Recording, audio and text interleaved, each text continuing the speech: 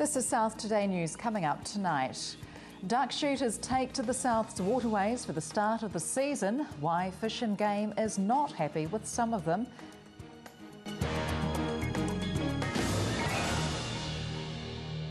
Welcome back. Southland Fish and Game are reporting a disappointing start to the duck shooting season, with up to 10% of hunters not complying with the rules. This year, for the first time, Fish and Game officers were joined by police to patrol the South's waterways on duck shooting's opening morning. Well, it's pretty disappointing actually. We're still getting quite a consistent number of people that are not complying with the rules, and the most common misdemeanour is hunting without a licence, and people try to get away with that, and a number of them have caught it every year. And there's still a few people using lead shot as well over ponds and near water, and they're not allowed to do that. This rule's been in place now for about 5 years, so there's no excuse for that. And the other thing that happens that's of concern to us is that people shoot protected species.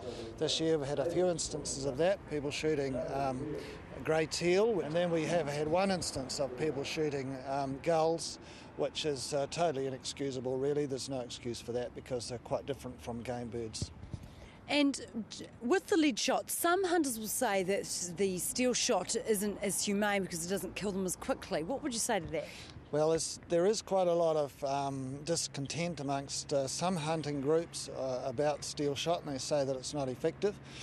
But the evidence really isn't on their side.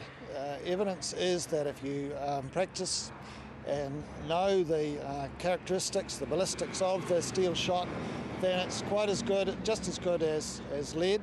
But you do have to hunt it a little bit differently. It goes out more quickly from the firearm. It has a smaller pattern, and so you've got to make compensation for that. Okay. And with opening weekend, $80 for a licence, some people would say because you can't get a one-day licence just for opening day, this is just a revenue-gathering exercise by Fish and Game. Well, people have to buy a licence because that's what funds Fish and Game, who are the managers of the resource. And we look after wetlands, we advocate for hunters, for access and all of that sort of stuff. So if you didn't have Fish and Game there, the resource you just wouldn't have a hunting resource. And will you be looking to prosecute, because you do confiscate hunters who are caught without a licence or using the wrong shot? Do you confiscate their weapons, looking to prosecute? Yes, that'll be the case. The situations where we do take people's details and confiscate firearms, then there's enough evidence for us to take those people to court, and that'll be what will be happening. And what sort of fines? Because Fish and Game has said they're trying to come down on people that are breaking these laws. Well, it depends on the circumstances of each case, and the judges will make the final decision on what the fines will be. But typical fines in the last few years for hunting without a licence or using lead shot or hunting protected species, it's probably in the order of $1,000 all up. And hunters were out in force for the opening weekend of duck shooting season. An estimated 60,000 birds were shot by more than 5,000 hunters in the south. Among them was one family with a long tradition of duck hunting. Sarah Bedford has the story. Duck hunting is in their blood. For more than 100 years, the McNaughton family has hunted at the Waituna Lagoon, with family coming from far and wide for opening weekend. Among them is Roger McNaughton, whose passion for the sport began at a young age. In 42 years, he hasn't missed an opening weekend. And I think probably with a bit of luck, I'll never will until I have to give up. And I guess even if you had a broken limb or something, you'd still come down and stay in camp at least anyway.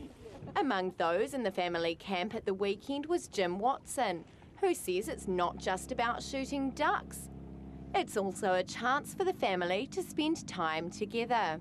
Well, it's our place, we think, and we come together at this time during the year and just enjoy each other's fellowship in the lake here.